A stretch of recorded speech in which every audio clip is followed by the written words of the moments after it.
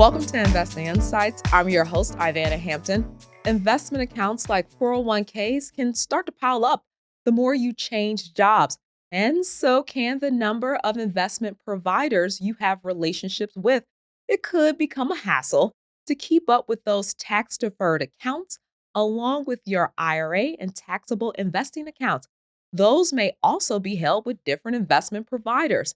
How can you streamline all of it to reduce the clutter? Morningstar Inc.'s Director of Personal Finance, Christine Benz, explains how in this excerpt from her webcast, 5 Steps to Spring Cleaning Your Investment Portfolio. The first step in this process in terms of streamlining your portfolio is to take a hard look at all of your investment providers as well as your investment accounts. So the advantages of doing so, it gets back to reducing oversight, reducing your record-keeping responsibilities. One is purely logistical, that you'll have fewer passwords and portals to have to keep track of. That gets to be a pain if you have a lot of different investment providers and a lot of different accounts. Keeping those passwords safe and making sure that you have access to them gets to be a bit of a pain in the neck. So it's helpful to reduce those number of investment providers. And it simplifies tax season, as I said. And then one factor that I think probably doesn't get enough play is that if you are able to have accounts sitting side by side, it really expedites the transfer process. So an example would be, I'm someone who's still in accumulation mode for retirement. So I have my taxable account sitting right alongside my IRA accounts. When the calendar page turns and I'm able to make an IRA contribution for the new tax year, it's as simple as just a couple of mouse clicks and I'm able to transfer money from our taxable account right into those IRAs. So it helps when you're in the accumulation mode, and it also helps when you're in the decumulation mode. If you're drawing down your portfolio during retirement and you want to periodically transfer from your tax-deferred accounts, or perhaps you're on the hook for required minimum distributions, it's helpful to have those accounts sitting side by side, where your tax-deferred account is sitting right alongside your taxable account and you can periodically do those transfers. So just a logistical advantage to having fewer providers and fewer investment accounts. And to the extent that you have multiple investment accounts, having them siloed with a single provider. So the question is, how low can you go in terms of reducing the number of investment providers and the number of accounts? Well, in terms of investment providers, you can go quite low. You could go all the way down to 1, especially if you're retired. If you are talking about investment accounts, there's only so far you can go with this streamlining process. And the key reason is the tax code, that we all have multiple accounts that need to be kept distinct for tax reasons. So if you have traditional tax-deferred accounts that consist of pre-tax dollars that you've put in and investment earnings, these are funds that you've never paid taxes on, so they need to be kept separate. And you might have Roth IRAs. Increasingly younger investors have more dollar amounts in Roth accounts, but those Roth accounts need to remain distinct from your traditional tax-deferred accounts. And then if you're part of a married couple, well, those accounts that you each own in your own names for your own retirement, they need to remain distinct as well. So some of those retirement accounts have to remain distinct due to the tax code. Same goes for single purpose tax sheltered accounts. College savings plans, 529 assets, for example, can't be rolled into your IRA. Health savings accounts need to remain distinct. And the same goes for taxable accounts. So there's only so much consolidation that you can do at the account level, but you can still do some consolidation. So one of the key opportunities, if you're looking to streamline, is to look at all of the traditional tax-deferred accounts that you hold. And I mentioned that the typical worker has 12 jobs. So many people have leftover 401ks, perhaps left behind at the old company, or they have rollover IRAs at various firms. These accounts together represent a major consolidation opportunity, where oftentimes the best strategy from the standpoint of streamlining is to consider merging all of those accounts together into a single mega IRA. And that makes it super simple to keep tabs on that account, which in many households is the largest account and allows you to silo that account with a single investment provider. So at the top of the list, I would take a look at all of the various traditional tax deferred accounts. Make sure that you don't leave any behind, because there are oftentimes smaller accounts that people forget about. Really think back to your employment history. Make sure that you're accounting for all of those traditional tax deferred holdings. You can do the same with Roth accounts, where if you have multiple Roth IRAs, you can consolidate them together, collapse them into a single Roth IRA, ideally with the same firm where you're holding your traditional tax deferred assets. And the same goes for various taxable accounts. Maybe you have smaller onesie holdings here and there. That's a great opportunity to consider merging those together. And as a side note, I would just say that if you're doing a direct transfer of holdings into another provider, you wouldn't typically trigger any tax implications. So you just want to have those providers do a direct transfer to one another. You don't want to take possession of a check, for example. You'd want to just have that transition be fairly seamless. So this shouldn't entail any tax consequences at this point.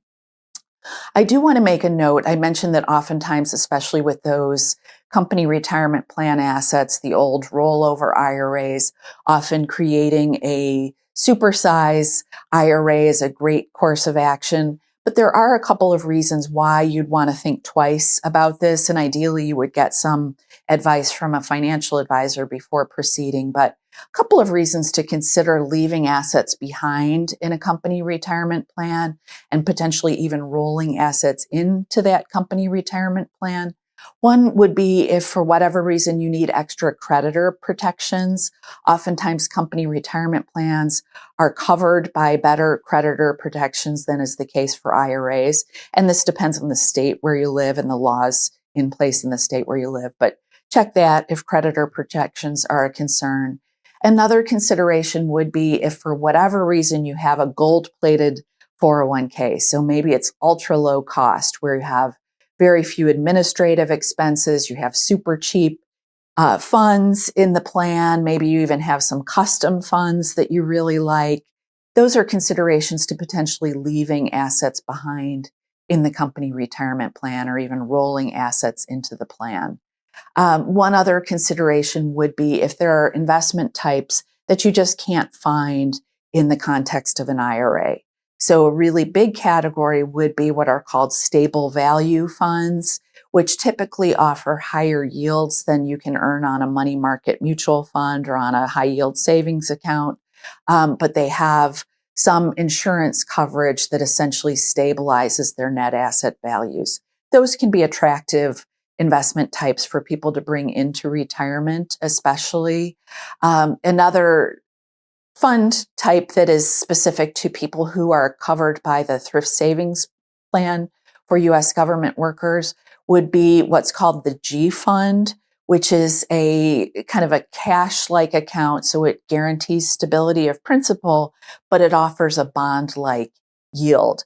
The G fund is really a gem in the thrift savings plan lineup, and the thrift savings plan is great overall.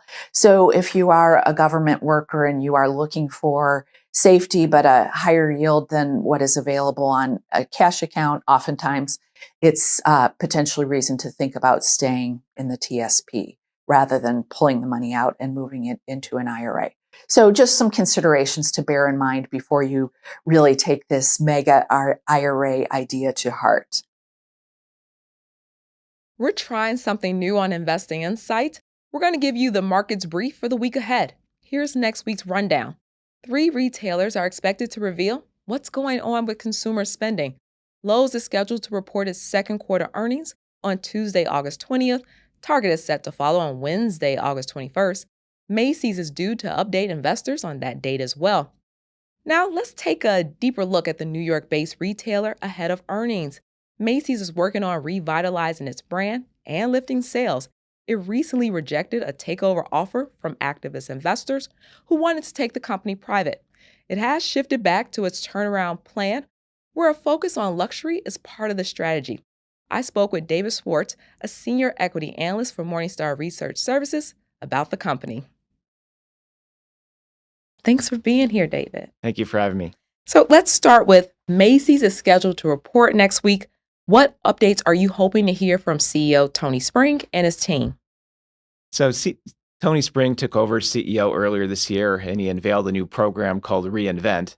It's Macy's third major strategic plan really in the last few years. And Macy's is probably going to give us an update on how the Reinvent plan is going. Reinvent is based on a few major endeavors. Macy's is trying to increase its sales of luxury products and its sales through its subsidiaries, Bloomingdale's and Bluemercury. Macy's is also closing some underperforming stores, but investing more into its better stores to try to make them more productive and draw more customers. Now, Macy's said Arkhouse Management and Brigade Capital Management, their takeover offer came with uncertainty and they turned it down. What tanked that offer, and do you think Macy's made the best decision? Originally, Arkhouse and Brigade offered $21 a share from Macy's last year. Macy's was hesitant to sell to the group or, in fact, even deal with them at all because Macy's management was concerned that Arkhouse and Brigade were mostly interested in monetizing Macy's real estate rather than fixing its retail operations. Over the last few months, Macy's did make an effort to work with the group and gave them access to due diligence information. Eventually, Arkhouse and Brigade increased their offer to $24.80 per share, which is close to our $25 per share fair value estimate. However, Macy's then decided that it was going to terminate discussions because it was concerned that the group did not have the financing in place to actually close the acquisition. Now, you mentioned earlier about the focus on Bloomingdale's and Bluemercury stores, and these are luxury locations, and that Macy's is looking to close underperforming stores. Who's the shopper that Macy's is hoping to attract, and why? Macy's has been struggling for many years, and one of the reasons is that middle-income shoppers have a lot of other places to shop. And Macy's was really designed as a mall-based store for middle-income consumers. And so Macy's is hoping that if it increases its sales to higher-income consumers by increasing its luxury sales, it can perhaps go to a part of the market that isn't quite as crowded, and that it can stand out among its many other peers that sell apparel. And so Macy's is trying to increase its sales through its subsidiaries, Bloomingdale's and Bluemercury. Now, what's your outlook on Macy's stock ahead of them reporting earnings next week? Earnings probably will not be anything too spectacular. I'm expecting just a small profit, 30 cents a share in the quarter. But I think investors will be more interested in hearing what Macy's has to say about the back-to-school season and the holiday season. Those are important seasons for any retailer, and certainly for Macy's as a retailer that sells a lot to parents. The back-to-school season, the holiday season are very important. And so I think we're going to get some more information on the outlook for that. Also, we should get more information on how the Reinvent plan is going and how the remodels are going and Macy's other efforts. And what's your outlook on the stock? Right now, I think Macy's stock is undervalued. My fair value estimate is $25 a share. And Macy's stock in the mid-teens, I think, is trading at a pretty low valuation. Well, everyone listening and watching, be sure to check out Morningstar.com next week to read David's reaction to Macy's earnings. Thank you for coming to the table, David. Thank you. That wraps up this week's episode. Thanks for watching the show and making it a part of your day. Subscribe to Morningstar's YouTube channel to see new videos about investment ideas, market trends, and analyst insights. Thanks to senior video producer Jake Vankerson and associate multimedia editor Jessica Bevel. I'm Ivana Hampton, lead multimedia editor at Morningstar. Take care.